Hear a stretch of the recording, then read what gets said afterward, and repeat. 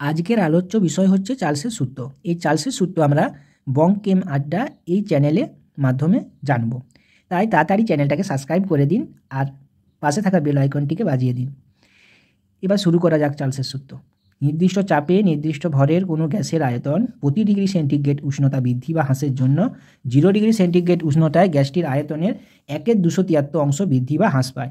যেমন 0 degree centigrade উষ্ণতায় গ্যাসটির আয়তন V0 ছিল, তাহলে 1 ডিগ্রি উষ্ণতায় গ্যাসের আয়তন কত বৃদ্ধি পাবে? V0/273। তাহলে 1 ডিগ্রি সেন্টিগ্রেড উষ্ণতায় গ্যাসের আয়তন তাহলে কত হলো? V0 plus V0/273।